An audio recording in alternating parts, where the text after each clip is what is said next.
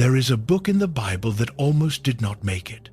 Not because it was lost, not because anyone forgot about it, but because the people who knew it best could not agree on whether it belonged there at all. Dionysius of Alexandria was one of the most respected Christian scholars of the 3rd century. He read everything. He argued carefully. He was not a man who spooked easily. And he wrote a lengthy analysis, concluding that this book could not possibly share an author with the Gospel of John. The writing felt wrong to him. The theology felt strange. Something about it unsettled him in ways he struggled to name. Eusebius, who wrote the first major history of the Christian Church, had a special category for texts he was not sure about. He called them disputed. He put Revelation in that category. A council of church leaders meeting in Laodicea in the year 363 approved an official list of sacred books. Revelation was not on it. Martin Luther translated the entire Bible into German. In his introduction to Revelation, he wrote honestly that he could not find the Holy Spirit in it. He could not feel in this book what he felt in the rest of the New Testament. John Calvin wrote detailed commentaries on nearly every book in the Bible. He never wrote one on Revelation. Not a single page. These were not small voices. And the book survived every one of them. Then there is the man who started it all. Sometime near the end of the 1st century, on a small rocky island in the Aegean Sea, a man named John heard a sound behind him like a trumpet. He was living in exile, put there by the most powerful empire on earth because someone decided he was worth removing but not worth executing. When he turned around, he did not see Jesus the way any of the Gospels allow a reader to imagine him. He saw eyes like fire, feet like bronze that had been burned until it glowed, a voice like a waterfall that would not stop, a face too bright to look at directly. John fell to the ground as though he were dead. That is the first page of the most terrifying book in the Bible. And somewhere near the center of everything that follows, in the middle of dragons and plagues and burning cities and a world pulling apart at every seam, John sees something that stops him completely. Not what anyone would expect. A lamb, already killed, still standing. Hold that image. We are going to need it. This is not a video about when the world will end. It is not a guide to identifying the Antichrist or a map of current events onto ancient prophecy. What it is about is something stranger than any of that. It is about why a letter written on a prison island 2,000 years ago will not stop feeling like it was written about right now, and about what that says. Not about the future, but about us. Picture a man named Marcus. He is a metal worker in the city of Ephesus, sometime near the end of the 1st century. He is good at his trade. He has a small shop, a few regular customers, a family to feed. He belongs to a trade guild, the way most skilled workers in Ephesus do, because belonging to the guild is how you stay in business. The guild gets you contracts. The guild connects you to other craftsmen. The guild is, in practical terms, the difference between making a living and not. And once a month, the guild holds a dinner. The dinner is not just a dinner. There is food. There is wine. There are business conversations. And there is also a ritual, an offering to the gods, including the god of the emperor. Everyone participates. It is not a moment of deep personal devotion for most of the men in that room. It is civic life. It is what belonging looks like. It is the price of the table. Marcus is a Christian, and every month he sits with the same question. Do I go? That question, multiplied across thousands of people in 7 cities, is the world Revelation was written into. Not a world of dramatic confrontations and public trials. Not yet. A world of small decisions, made privately, that added up over time to something larger than any single choice. Revelation is a letter. It says so at the start. It is addressed to 7 specific churches in 7 real cities: Ephesus, Smyrna, Pergamum, Thyatira, Sardis, Philadelphia, Laodicea. These were not symbols chosen for mystical reasons. They were places a person could walk to, communities with names and histories and problems that the author knew about because he had spent time among them. Each of the 7 letters reads like a message from someone paying close attention. One community is praised for enduring, but warned it has lost the thing worth enduring for. Another is told it is rich in everything the world measures and does not realize it is poor in the only thing that matters. Another is commended for holding on under pressure that would have broken most people. These are not letters to a distant future audience waiting for the end of history. They are letters to Marcus and to people like him, sitting with questions that do not announce themselves as historic. Questions that arrive once a month, disguised as dinner invitations. The city of Ephesus was one of the great commercial capitals of the Roman world. The Temple of Artemis, one of the 7 wonders of the ancient world, stood at its edge. The harbor brought traders from Egypt, Syria, Rome. The economy was real and it was connected. And staying inside it required a kind of participation that had a religious dimension, whether you named it that or not. Pergamum, another of the 7 cities, was the official Roman capital of the province of Asia. It had one of the great libraries of the ancient world. It also had a temple to the Emperor Augustus that was one of the most prominent in the entire empire. Revelation, in the letter addressed to Pergamum specifically, calls it the place where Satan's throne is. Not because Pergamum was uniquely evil, because Pergamum was where the architecture of imperial worship was most visible and most impossible to ignore. In the Roman world of the 1st century, political loyalty and religious practice were not separate categories. The emperor was surrounded by divine language, by temples, by festivals, by public rituals of honor that wove themselves into the fabric of daily commerce and civic life. You did not have to believe the emperor was literally a god to participate. You just had to show up. Participation was the point. Participation was the signal that you were part of the world everyone else was part of. For the communities Revelation was written to, that created a friction that never went away.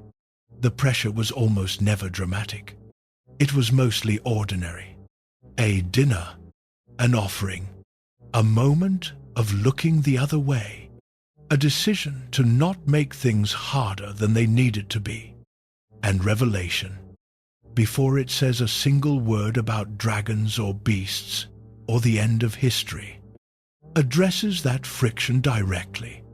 It says to 7 communities full of people like Marcus, I know where you live.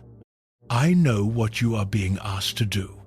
And I am writing to you because the question you are sitting with every month at that dinner table is not a small question, dressed up as a small question. It is the only question. Before Revelation says anything about the future, it says something about the present, about what it costs to belong, about what you give away, slowly and in small amounts. When you decide the cost of not belonging is too high, that is where this book begins. Not with the end of the world, with a metalworker in Ephesus trying to decide whether to go to dinner. The question he was sitting with has not gone anywhere. It has just changed its costume. Here is a question worth sitting with before anything else.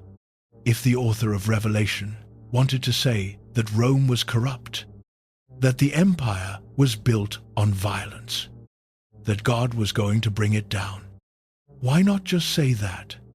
Why the dragon with 7 heads? Why the beast from the sea?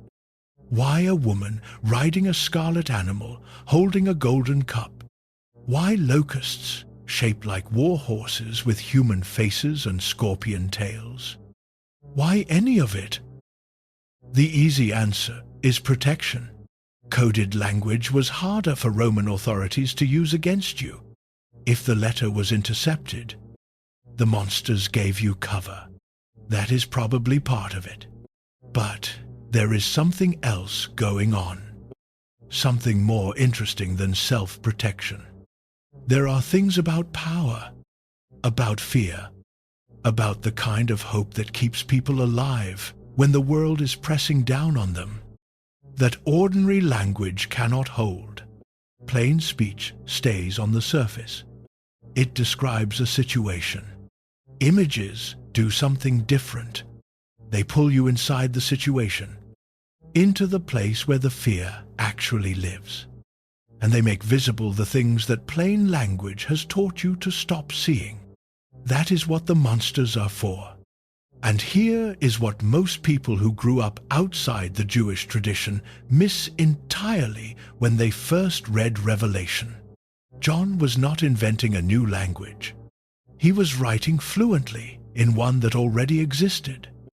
Think about what it felt like to be a Jewish reader in the 1st century, sitting in that room in Ephesus, hearing Revelation read aloud for the first time. You have grown up with the book of Daniel. You know the vision of 4 beasts rising from the sea, each one representing a different empire that had swallowed your people whole. You know Ezekiel's creatures covered in eyes, his wheels within wheels, his valley of dry bones. You know Isaiah's seraphim. You know Zechariah's horsemen riding out across the earth. When Revelation's beast rises from the sea, you do not need a decoder. You feel it land the way a musician feels a familiar chord in a new song. You know this language. You know what beasts from the sea mean in this tradition. And you know that whoever is writing this is telling you something very specific about the empire you are living inside. Using a vocabulary your community has been developing for centuries to talk about exactly this kind of situation. The problem is that we come to this book without that vocabulary. We have been separated from it by 2,000 years and a completely different cultural inheritance. So we do what people do when they encounter a language they do not speak. We fill the gaps with what we know. We bring our own fears, our own political anxieties, our own century's particular nightmares, and Revelation, because it is built from images rather than arguments, accommodates that. It makes room for whatever you bring to it. That is one of the reasons it has never stopped feeling relevant. It is also one of the reasons it has been so consistently misread. But even across the barrier of 2,000 years, even without the vocabulary, something in Revelation still lands. And the question worth asking is why? The answer is that Revelation uses a specific kind of horror that does not require cultural context to work. It takes ordinary things and shows you what they actually are. The 4 horsemen are the clearest example. A horse is an ordinary thing. A rider is an ordinary thing. But when the first seal opens and the rider carries conquest, And the second opens, and the rider takes peace from the earth. And the third opens, and the rider holds scales, and announces that a full day's wages will barely buy enough food to survive. And the fourth opens, and the rider's name is Death, with Hades following close behind. Something shifts. The ordinary things have shown their true nature. They were always these things. The conquest and the scarcity and the death were already inside the world being described. Revelation did not put them there. It just turned up the light so you could see what was already in the room. That is the horror Revelation trades in. It does not build a frightening world somewhere else and take you there. It looks at the world you are already living in and says, look closer. And then there is the moment that almost nobody talks about. The moment that may be the most carefully crafted piece of writing in the entire book. 6 seals have been opened. Each one has released something worse than the last. Earthquake, war, famine, death, the sky rolling up like a scroll, people hiding in caves and begging the mountains to fall on them because they cannot bear what is coming. The 7th seal is opened, and nothing happens. Silence in heaven for about half an hour. The whole cosmos holds its breath. Think about what that does to a person sitting in a room listening to this read aloud. You have been through everything. You have survived 6 rounds of catastrophe, escalating beyond anything ordinary language could describe. And now the final seal opens, and there is nothing, not resolution, not relief, just silence, measured in the most human unit possible, not in eons or cosmic intervals, but in minutes, half an hour, which is exactly long enough to become unbearable. The silence is not the absence of horror. The silence is the horror. The waiting is the thing. Revelation knows that the moment before the worst thing is worse than the worst thing. It knows how dread works from the inside, how the mind fills a vacuum with everything it is most afraid of, how silence, after escalation, is its own kind of catastrophe, and it uses that knowledge with complete precision. This is writing of a very high order. There is one more image worth dwelling on before we move forward, because it does something that none of the others quite do. A woman appears, clothed with the sun, standing on the moon, with 12 stars as her crown. She is in labor, and standing in front of her is a great red dragon with 7 heads and 10 horns, waiting for the child to be born so it can be devoured the moment it arrives. Scholars have spent centuries on who this woman represents. She carries echoes of Israel, of Mary, of the Church, of multiple figures layered on top of each other. The dragon carries echoes of every chaos monster in the Hebrew tradition going back to the beginning. But you do not need any of that to feel what this image does. There is a mother. There is a child about to enter the world, and there is something enormous and ancient and patient standing directly in front of them, waiting for the most vulnerable moment. No theological dictionary required.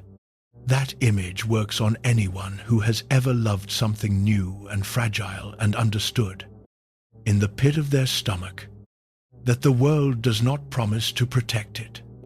Revelation reaches for the oldest fear there is, and it does so because the oldest fears are the ones that never stop being true. The monsters are not decoration. They are not puzzles waiting to be solved by the right interpreter with the right chart. They are the way the book gets underneath your defenses and shows you what you already know, but have spent considerable energy learning not to see. That is why they still work. and no symbol in the book has been turned into a puzzle more aggressively, more persistently, or with more confidence in the wrong direction than the one we are about to look at.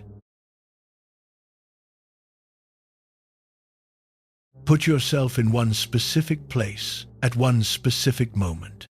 You are sitting in a home in Pergamum. The year is somewhere near the end of the 1st century. Outside, the city is doing what cities do: markets open, craftsmen working, the normal sounds of a place that believes in its own permanence. And at the end of a particular street, visible from certain windows, is the Temple of Augustus. White marble. It has been there your whole life, your parents' whole lives. It is as much a part of the landscape as the hills behind the city. You are listening to Revelation being read aloud. You have heard the seals. You have heard the horsemen. And now the reader reaches chapter 13. A beast rises from the sea. It has 10 horns and 7 heads. The dragon gives it his power and his throne and his authority. The whole earth follows it. People worship the dragon because he gave his authority to the beast. They say, "Who is like the beast? Who can make war against it?" When those words land in that room in Pergamum, you do not think about artificial intelligence. You do not think about surveillance technology, or a global identification system, or a political figure from a century you cannot imagine. You look toward the window. You do not even need to look. You already know exactly what is out there. The beast, in its first and most immediate meaning, is what happens when empire stops being content with obedience and starts requiring something that looks like worship. Now here is where the history gets specific in a way most people have never heard. The number 666 is probably the most famous number in all of Western literature. For 2,000 years, people have tried to decode it. They have attached it to Roman emperors and medieval popes and Napoleon and Hitler and an almost unlimited list of contemporary figures. Each generation convinced that this generation's enemy was the one the number was waiting for. But there is an explanation that does not require decoding anything at all. In the 1st century Jewish world, there was a practice called gematria.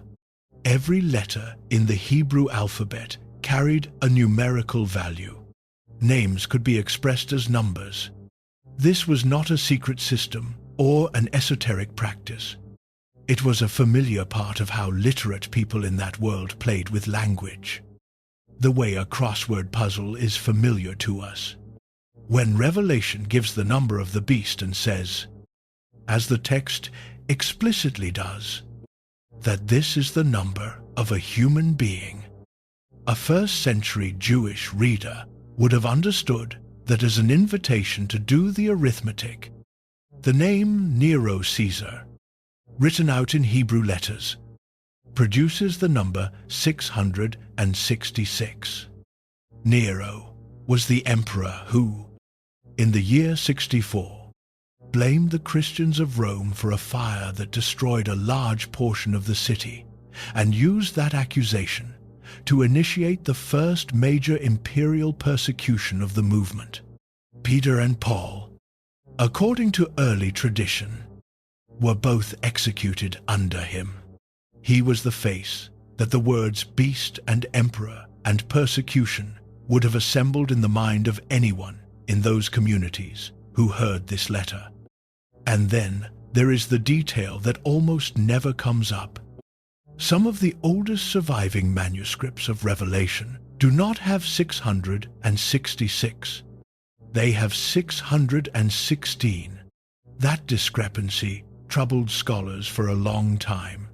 But when you apply the same gematria calculation to Nero Caesar, using a slightly different transliteration convention, one that reflects Latin spelling rather than Greek. You get 616. The two numbers are not competing explanations. They are the same name, spelled two different ways by different communities, producing two slightly different totals.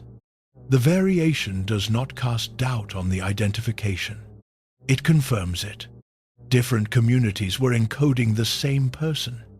This matters because it changes what 666 actually is. It is not a cosmic mystery waiting for the right century to solve it. It is a name, written in a language that protected the writer and identified the subject to everyone who needed to know.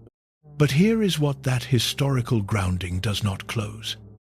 Nero was a specific man. He is dead.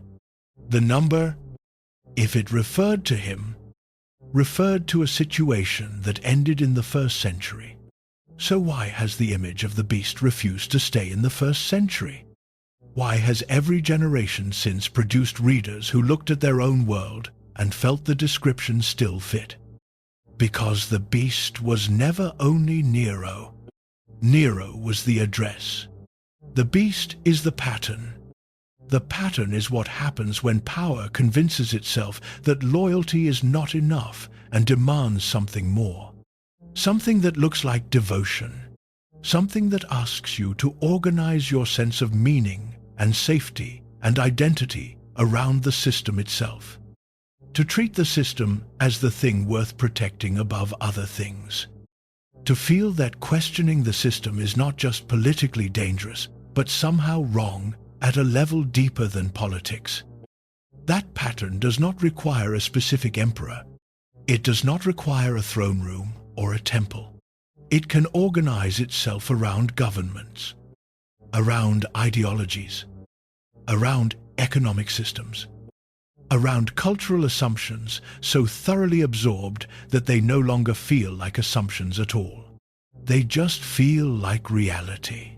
And the mark of the beast, read in that light, becomes something far more unsettling than a barcode or a chip. In Revelation, the mark is tied directly to participation. Those who have it can buy and sell. Those who do not cannot function inside the economy. In the world of the 1st century, this was not an abstraction. If you refused to participate in the religious rituals woven into guild life, you could find yourself outside the professional structures that made normal commerce possible. The mark was about access. Access was about belonging. Belonging had a price. The question the mark poses is not a technological question. It is a belonging question. What have you quietly agreed to in order to stay inside the life you have built? What have you stopped questioning? Because questioning it would cost you something you are not sure you can afford to lose.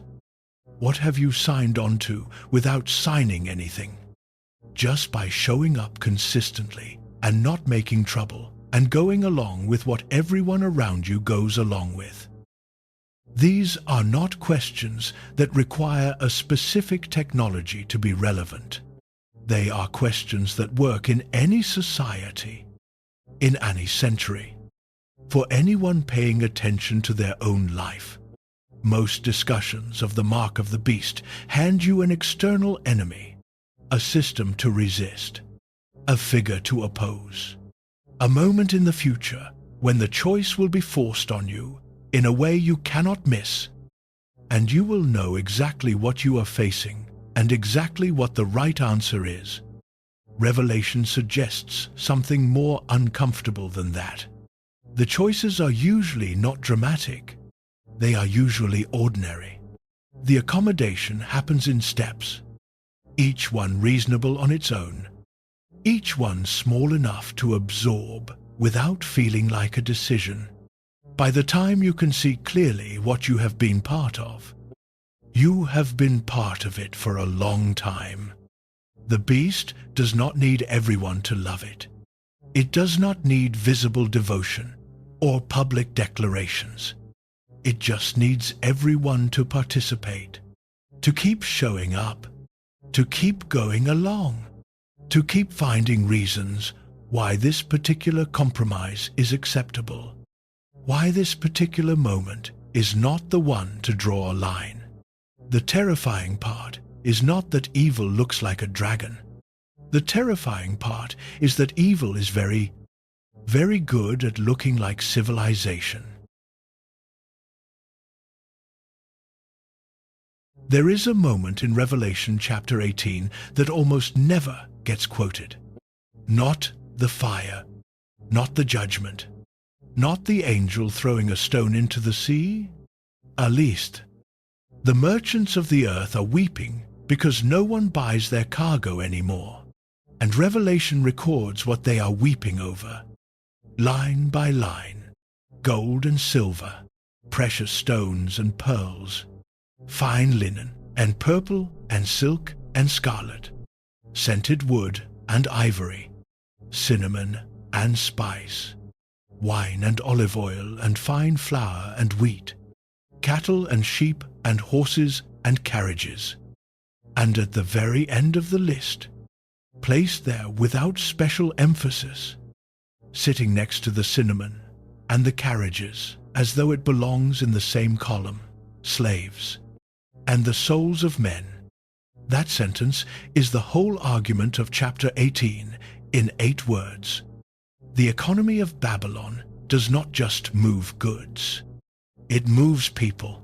It has been doing it long enough, and doing it smoothly enough, that the men listing their losses do not seem to notice that the last 2 items are in a different category than everything above them. They are grieving their markets. The souls of men are a line item in that grief. That is Babylon. But to understand why that landing hits the way it does, you have to start at the beginning of the chapter, not the end. Because before Revelation shows you what Babylon actually is, it shows you what Babylon looks like. And what Babylon looks like is magnificent. She is dressed in purple and scarlet. She is covered in gold and precious stones and pearls. She holds a golden cup. She sits at the center of the world's commercial network, receiving the wealth of nations, surrounded by the finest things that human craft and trade can produce. The merchants of the earth have grown rich from her. The kings of the earth have given themselves to her. She is powerful and beautiful and central in a way that makes her feel permanent. The kind of permanent that makes it hard to imagine the world organized any other way. She does not look like a warning. She looks like a destination. This is what Babylon is doing in the book, and it is more sophisticated than most readings give it credit for. Revelation is not describing a place that good people avoid and bad people flock to. It is describing a place that draws people in because it is genuinely worth wanting. The wealth is real. The beauty is real. The comfort is real. The access is real. If you want to matter in the world, Revelation is describing. Babylon is where you go. And the reasons for going are not foolish or corrupt on their face. They are the same reasons anyone goes anywhere that promises them a life worth living. The danger is not that Babylon is ugly. The danger is that Babylon is wonderful right up until you read all the way to the bottom of the invoice. Now, the name Babylon in this text is carrying a specific historical weight. After the year 70, when Roman forces destroyed the temple in Jerusalem, Jewish writers began using Babylon as a code name for Rome. The logic was direct. Babylon was the empire that had destroyed the first temple. Rome was the empire that had destroyed the second. The parallel was not subtle, and it was not meant to be. When Revelation describes a city of staggering wealth and power sitting at the center of a global trading network and demanding tribute from the known world, The communities receiving this letter knew exactly which city was being described. They could see it from where they were standing. But the symbol did not stay inside its original address. Every generation of readers since the 1st century has found something in Babylon that felt like recognition. Not because they were being careless or dramatic. Because Revelation gives Babylon a pattern, not just a name. And the pattern has a way of recurring. Concentrated wealth at the top, a commercial system that reaches everywhere. Beauty and luxury and sophistication as the visible face of things. The actual cost of maintaining all of it kept somewhere out of view. Absorbed by people and places that do not appear in the promotional materials. And a culture skilled enough at making its own logic feel like common sense that most people living inside it have stopped asking whether the foundation is what they have been told it is. That pattern does not require a specific empire to be recognizable. It only requires paying attention. Look at the list again. Look at how ordinary most of it is. Gold and silver, fine linen, cinnamon, wine, wheat. These are not inherently evil things. Revelation is not horrified by goods because goods exist. What Revelation is horrified by is a world where beauty and luxury and human suffering have all been integrated into the same system so smoothly that they appear on the same invoice without anyone in the transaction finding that strange. We live in a world where the clothes in our closets traveled through supply chains we have never seen, where the devices we use every day were assembled by people whose names we do not know and whose working conditions we have not looked into, where the financial systems we participate in are connected, at several removes, to forms of harm that have been made invisible by their distance from us. This is not a political argument about any particular system. It is an observation about the specific challenge Revelation identifies as the heart of what Babylon represents. The challenge is not resisting something obviously evil. The challenge is maintaining the capacity to read all the way to the end of the list. Babylon does not ask you to do anything dramatic. It does not require a declaration of loyalty or a public act of allegiance. It only asks you to enjoy what it offers, to keep buying, to keep participating, to trust that someone else has thought through the things that are difficult to think through, to not ruin a perfectly good day by asking where the last 2 items on the invoice actually came from. And the most uncomfortable thing Revelation says about Babylon is not that it will burn. It is what happens when it does. The kings weep, the merchants weep, the ship captains and sailors weep, and in every case, they weep from a distance. They are not inside the city when it falls. They have moved to where it is safe to watch. And what they are grieving, every one of them, is not the people who were inside. It is the commerce, the markets that will not reopen, the profits that will not come, the city they had organized their entire lives around. Now smoke on the horizon. None of them say they did not know. None of them express surprise that this city had something terrible at its foundation. They are standing at a safe distance, which means, on some level, they understood that standing too close was a risk. They knew. They participated anyway. They kept their distance from the consequences of what they were part of, while remaining very close to the benefits. Revelation does not describe Babylon as a conspiracy that deceived innocent people. It describes Babylon as a system that people chose, with their eyes open enough to know to step back when the fire started, because the benefits while it lasted were worth it. And that is the portrait that has made this chapter impossible to shake for 2,000 years. Because most of us recognize the distance. Most of us know the particular skill of participating in something without looking too carefully at what makes it run. Most of us have learned, in ways so gradual we cannot point to the moment we learned it, how to enjoy the city without asking where the last two items came from. Babylon does not ask you to worship the dragon. That would be too obvious, too easy to refuse. Babylon only asks you to keep buying, keep celebrating, and stop reading before you get to the end of the list. We have been building toward this. We started on an island where a man fell down like a dead man when he turned around. We walked with Marcus in Ephesus, trying to decide whether to go to a dinner that costs more than a meal. We watched the seals open and felt what that silence after the seventh one does to you. We stood outside Babylon and read the invoice all the way to the bottom. And through all of it, there has been one image waiting, sitting at the center of the book.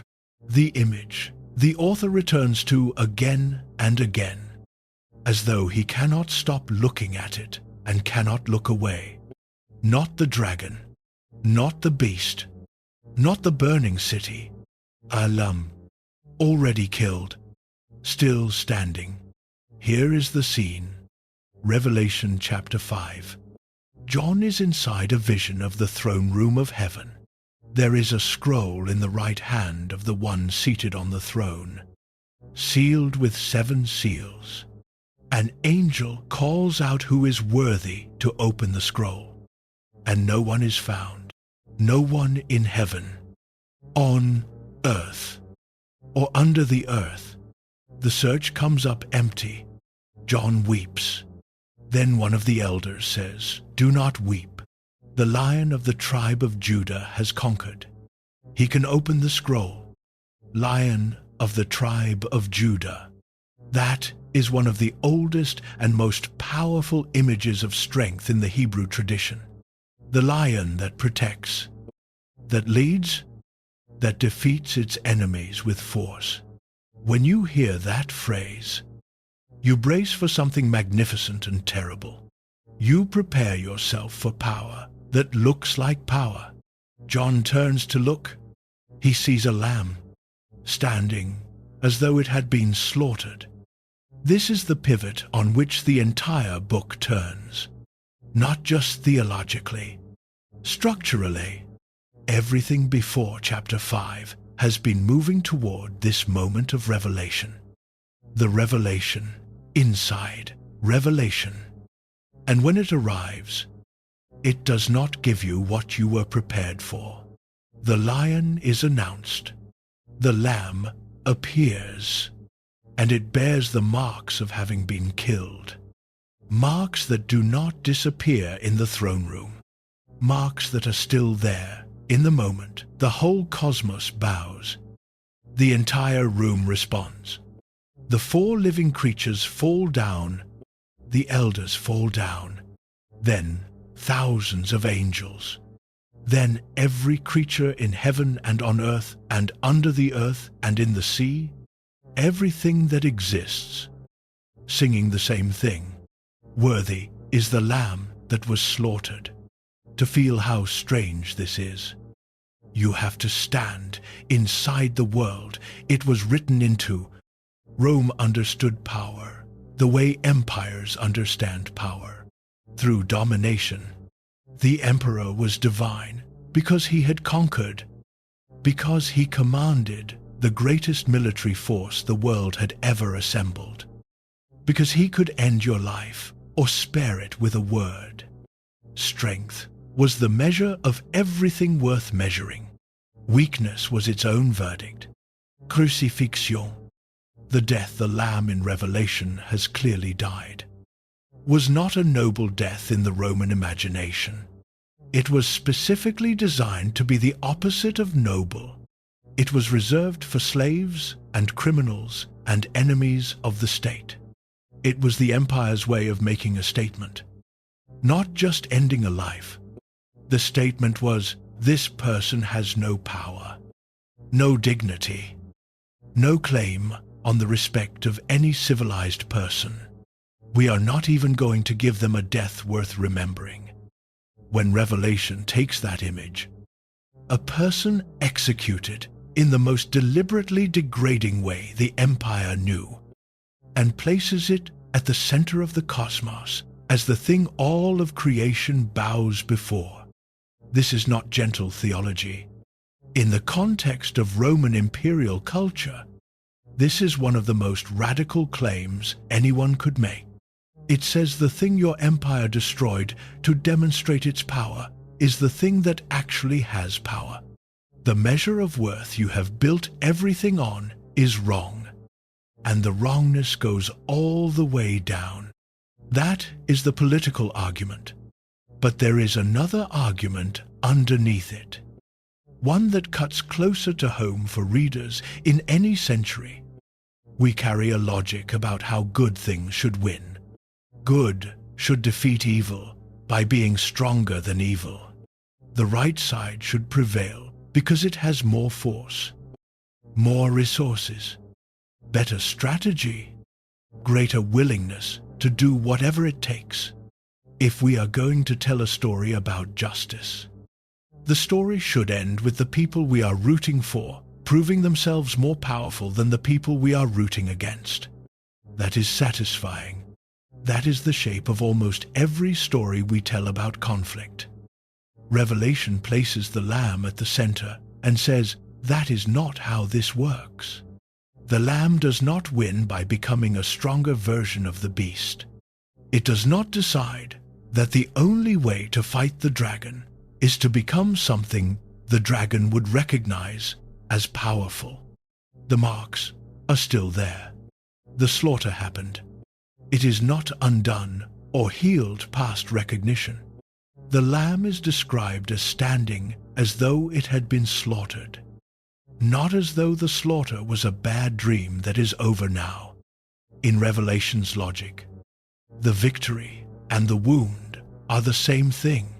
You cannot have one without the other. The way the Lamb wins is inseparable from the way the Lamb was killed. The power is not despite the vulnerability. The power moves through it. This is the image that disturbs people far more deeply than the beast or Babylon or the lake of fire. Those things disturb us because they are frightening. The Lamb disturbs us because it is inconvenient, because it proposes a logic of winning that most of us, most of the time, are not willing to accept, because it says that becoming monstrous in order to defeat the monster is not a compromise. It is a defeat. Think about what this asks of a person at the level of ordinary life. Most of us have been in situations where we could see two paths. One meant holding to something we believed was right, at real cost to ourselves.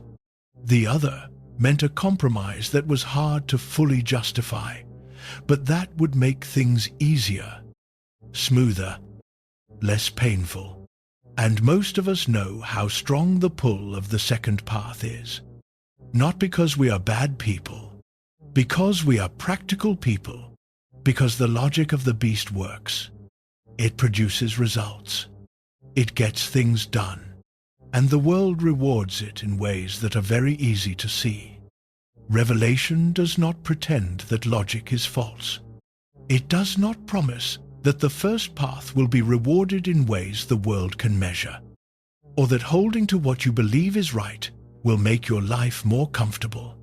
The communities these letters were addressed to were not doing well by any external measure. Some of them were losing people. What Revelation puts at the center of the cosmos for them is not a guarantee of safety.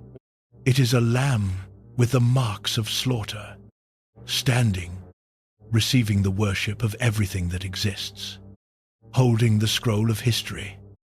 The claim that image makes cannot be verified. It sits entirely in the space of what you believe is ultimately true about the way things are. Underneath all the surfaces, it is a claim about whether the logic of the beast is the final logic, or whether there is something else underneath it that the beast has never been able to reach. And that is exactly why it is terrifying in its own way. Separate from the dragons and the fire and the falling cities, it asks whether we believe it. It shows evil as monstrous, and we are disturbed. It shows goodness, refusing to become monstrous in return, and we are more disturbed. That stubborn refusal, that lamb standing in the center of the nightmare with the marks still on it, is probably the most unsettling image in the entire book. Not because it frightens us, because it asks us what we think winning actually looks like. Something has happened with this book that has not happened with any other text of comparable age. Again and again, across nearly every major era of recorded history, readers have looked up from the pages of Revelation and felt with genuine conviction that the book was describing their moment, not as loose metaphor, not as vague parallel, as direct description of the events unfolding around them, involving the actual figures and forces they recognized from their own lives. This has happened without interruption for 2,000 years. It happened in the 2nd century and the 6th century and the 14th century. It happened during the Reformation and the French Revolution and both world wars. It happened during the weeks after September of 2001. It happened in the early months of 2020, when a virus was moving through populations faster than governments could respond, and people all over the world, without coordination, without anyone calling for it, opened the same book. The record of predictions this pattern has produced is genuinely extraordinary. And the most important thing about that record is not that the predictions were wrong. It is that being wrong has never broken the pattern. Every failed prediction has been followed, usually quickly, by new readers with equal conviction that this time the reading is right. Something real is happening here. Something worth understanding on its own terms. Not dismissing. Let us start early. Around the year 170, a man named Montanus began teaching in the region of Phrygia, in what is now central Turkey. He believed the Holy Spirit was speaking directly through him and through 2 women who prophesied alongside him. He taught that the New Jerusalem of Revelation was about to descend. Physically, in the region of Phrygia, people began moving toward that area to be present when it happened. The movement spread with striking speed across parts of the Roman world and beyond. Tertullian eventually joined this movement. That name matters. Tertullian was not a credulous follower looking for something to believe in. He was one of the most brilliant and rigorous Christian thinkers of his era. A man who shaped the vocabulary of Western theology in ways that are still in use today. He read everything, argued with everyone, and held nothing loosely. And he became a Montanist.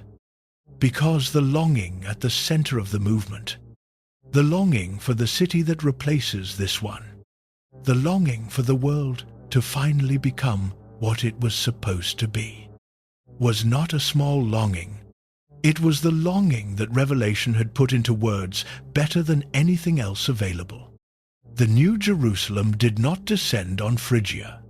The movement that Montanus started survived him by centuries anyway. Now come forward about 1800 years. The year is 1970. The Cold War is not background noise.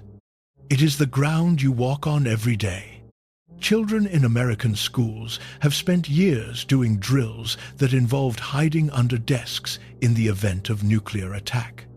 The Cuban Missile Crisis happened 8 years ago, and the people who lived through it remember exactly what it felt like to understand that the end of human civilization was being decided in real time in rooms they had no access to.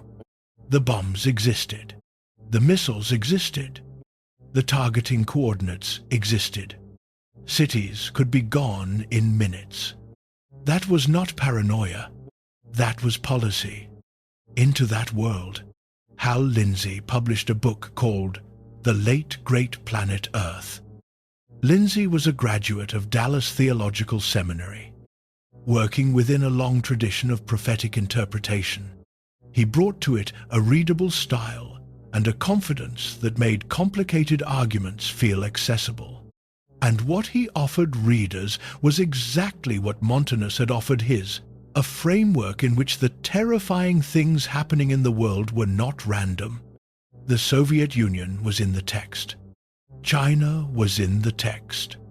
The modern nation of Israel, re-established in 1948, had set the end times clock ticking. What felt like chaos was actually a plan, written down thousands of years ago, playing out on schedule. The Late Great Planet Earth sold more than 28 million copies. The New York Times called it the best-selling non-fiction book of the entire decade of the 1970s. None of the specific predictions came true as described. The Cold War ended without Armageddon. The geopolitical map Lindsey had correlated with ancient prophecy was redrawn completely within 2 decades. But here is what matters more than the failed predictions. 28 million people were not reading that book because they were gullible. They were reading it because they were frightened, and the fear was legitimate. And Lindsey was offering them something that fear desperately needs. Not just an explanation, a frame, a story large enough to contain what they were living through. A man named Edgar Whisenant published a booklet in 1988 called 88 Reasons Why the Rapture Will Be in 1988. He had done the calculations. He distributed approximately 4 million copies. September of that year arrived and passed. Then the rest of the year, he published revised calculations the following year, and the year after that, not because he was adjusting his conclusions to fit the evidence, because the underlying conviction was not something he was willing to release. The specific date was negotiable. The larger hope was not. That distinction is worth holding on to, because it means the predictions were never really about the dates. The dates were standing in for something else entirely. Now come to a morning in March of 2020. A respiratory illness is moving across continents. Cities are locking down. Hospitals in some regions are running out of capacity. Nobody knows how bad this will get, or how long it will last, or whether anything being done will be enough. The uncertainty is total in a way that ordinary life almost never produces. People who had been going to work every day and making plans months out suddenly cannot do either and have no reliable information about when they will be able to again. Searches for the Book of Revelation surged across multiple countries in that window. Nobody organized this. No one called for it. People just went there, independently, the way people reach for a specific thing when the usual tools stop working. Why? Why this book specifically? Part of the answer is cultural inheritance. Revelation has been woven into Western consciousness for so long, through so many forms, that its imagery is simply available in a way that other frameworks are not. 4 horsemen, Plage, the collapse of the ordinary. These images have been sitting in the back of people's minds their whole lives, absorbed from films and sermons and offhand references. When things fall apart, the images that were already there are the ones that come forward. But there is something deeper than familiarity at work. When genuinely disorienting things happen, When the structures that give life its predictability break down, people face a demand that is different in kind from ordinary problem solving. Ordinary problems ask, what is the best way to handle this? The demand of crisis asks something prior to that. It asks whether what is happening means anything, whether it fits inside a story, whether the suffering has a location in something larger than itself. The mind that answers that question with nothing, with pure randomness, with this is chaos, and chaos is all there is in a very difficult position. That answer is almost unbearable to live inside for very long. It produces a specific kind of despair. Not sadness, exactly, but a despair about the basic coherence of things. Revelation offers a counter to that despair. It does not make things less frightening. It makes them, if anything, more vivid. But it places them inside a story. It says what you are experiencing is not random. It is part of something. There are forces in conflict here, larger than the immediate situation. The immediate situation, as awful as it is not the final word.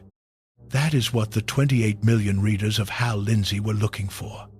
That is what the people searching in March of 2020 were looking for. A frame. A story large enough to hold the fear without being crushed by it. This is a real human need. It would be condescending to dismiss it. But Revelation itself, read carefully, holds a warning about how that need gets met. There is a difference between finding in Revelation the resources to endure what you are going through, and finding in Revelation the confirmation that the people you already feared are the enemies God is about to destroy. The first use of the book points the hard questions inward. The second points them entirely outward, at enemies already named, in a direction that was already decided before the book was opened. The first use is uncomfortable. The second is satisfying, in a way that should make us suspicious of the satisfaction. In this country specifically, that second use has a long history. The people who came to the shores of New England in the 17th century understood themselves in explicitly biblical terms. They were a chosen people building a city on a hill, living in a moment of special significance, surrounded by forces that wanted to undo what they were building. That self-understanding did not fade as the nation grew. It became part of the political imagination of the country in ways that are still operative today. The language of Revelation for America is not only religious language, it is the language of national identity, of chosenness, of the belief that this particular place is the site of a conflict with cosmic stakes.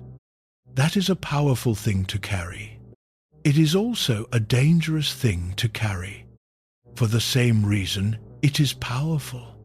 Because if your nation is the city on the hill, then your nation's enemies are, by definition, the forces of darkness arrayed against it. And if the city on the hill exists in the same tradition that gave us Babylon, then the question of which description your own nation more closely resembles at any given moment is a question that the language of chosenness makes very hard to ask. Revelation has never stopped feeling relevant because history has never stopped supplying what it was written about: empire and loyalty, wealth built on costs kept invisible, the ambient pressure to accommodate, to participate, to not make things harder than they need to be.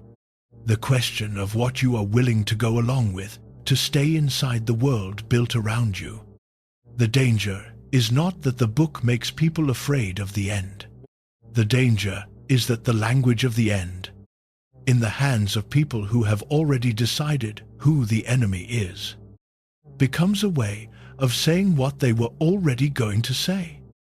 and doing what they were already going to do, with the weight of the cosmos behind it. Revelation has survived being used that way too. It keeps surviving everything. Ask someone what image comes to mind when they hear the words Book of Revelation. You will see a fire, the beast, 666, the four horsemen, Armageddon, the lake of fire, the end of everything. You will almost never hear a river, a tree, a city with gates that are never shut, leaves that heal, light without a source, and a voice saying, "There will be no more death." But that is how the book ends. Not with destruction, with arrival. Revelation chapter 21. After everything, after the seals and the trumpets and the bowls, after the beast and Babylon and the great judgment, after all of it, the final vision is not a wasteland. It is a city coming down out of heaven toward earth, a new Jerusalem, descending, not people escaping upward out of a ruined world, something new coming down into it.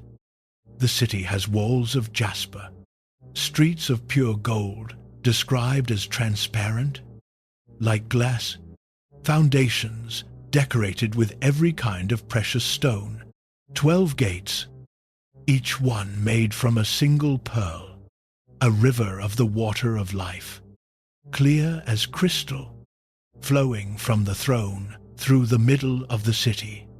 On each side of the river, the tree of life, bearing 12 kinds of fruit, producing every month, and the leaves of the tree, the text says, are for the healing of the nations. The gates of this city are never shut. There is no temple in it, because the presence that temples are built to house is simply there, not requiring a designated location. There is no sun and no moon because the city does not need them.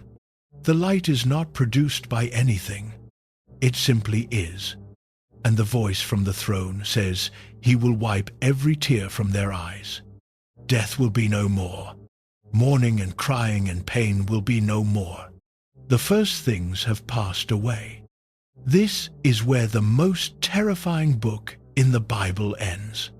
It is worth asking why that surprises almost everyone who learns it.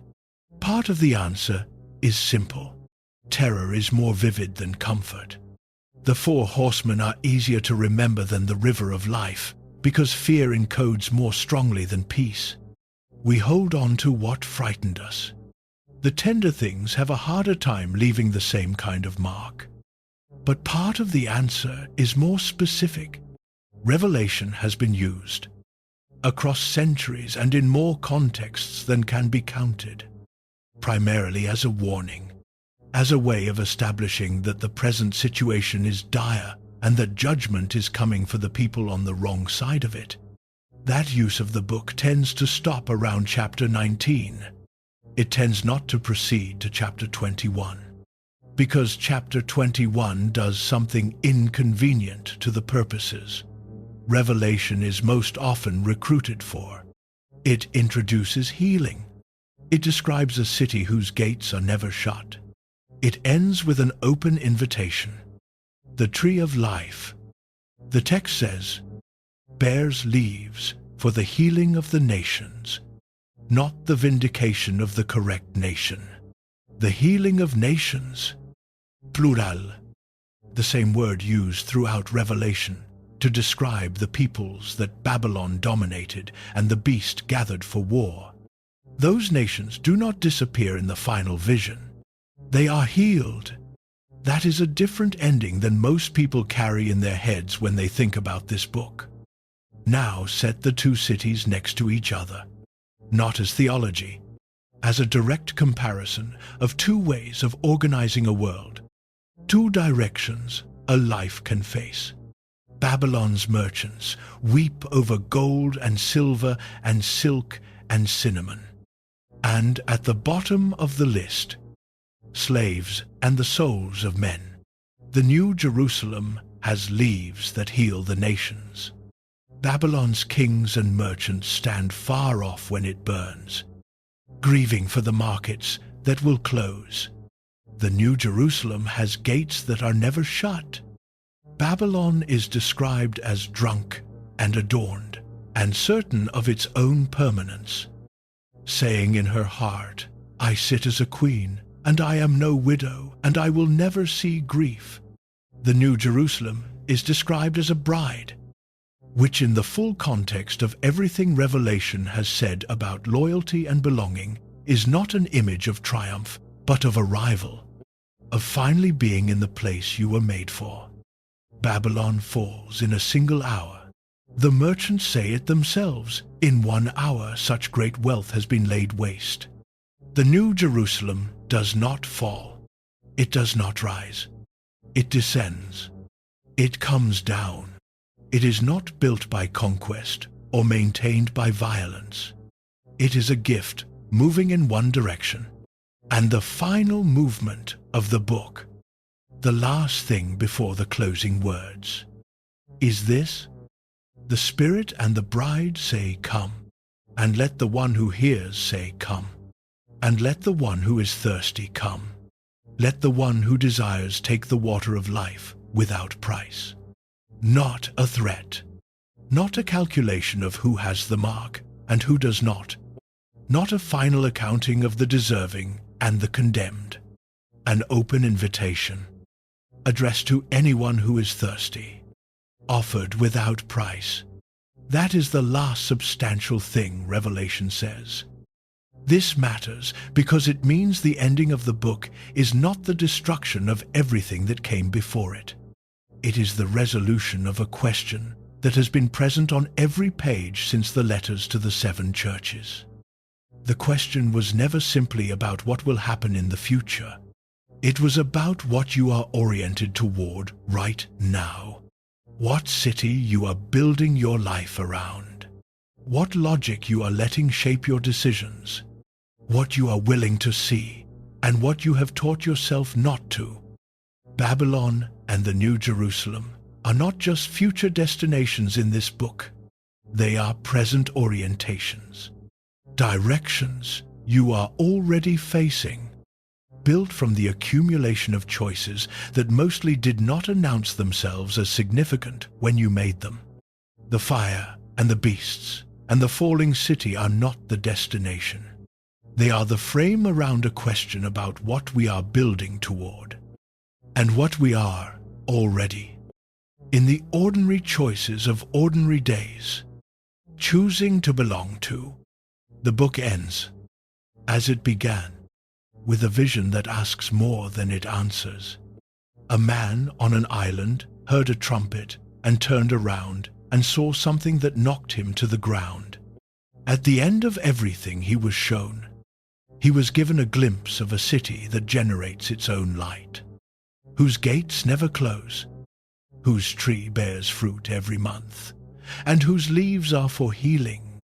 And then he was told to write it down and send it to 7 cities full of ordinary people trying to figure out how to live in a world that was not making it easy. The book that almost did not make it into the canon. The book Luther could not feel the Holy Spirit in. The book Calvin never wrote a commentary on. The book Eusebius placed in his disputed category. That book ends with an invitation to come and drink without paying. 2,000 years later, people are still trying to figure out what to do with that. Go back to the island. John has finished writing. The visions have stopped. The trumpet voice is silent. Everything he saw, the throne room and the seals and the horsemen and Babylon burning and the Lamb standing and the city descending, all of it is on the page now, in ink that is probably still wet. He does not know what we know about what he has just written. He does not know that the empire that exiled him to this island will be gone within 4 centuries, and his book will still be here.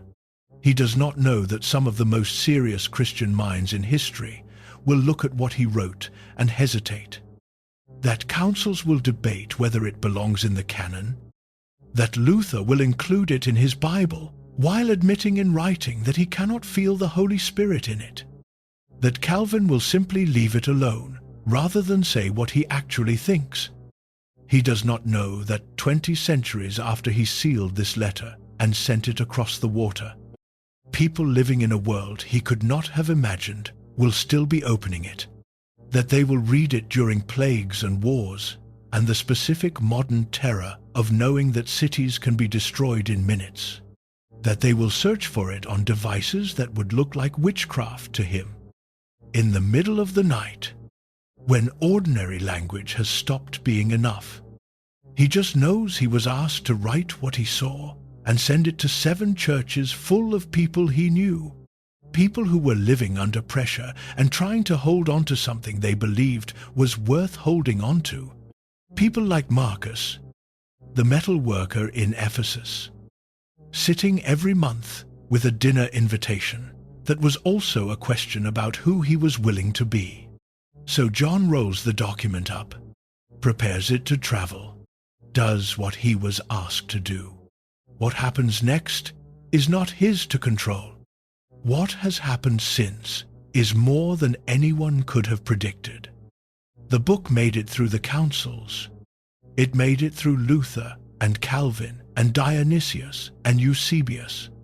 It made it through the Montanists who moved to Phrygia to wait for a city that did not come, and through Hal Lindsey and the 28 million people who bought his map, and through Edgar Wisnant recalculating year after year, and through every generation that looked up from the pages and said, "This is our moment.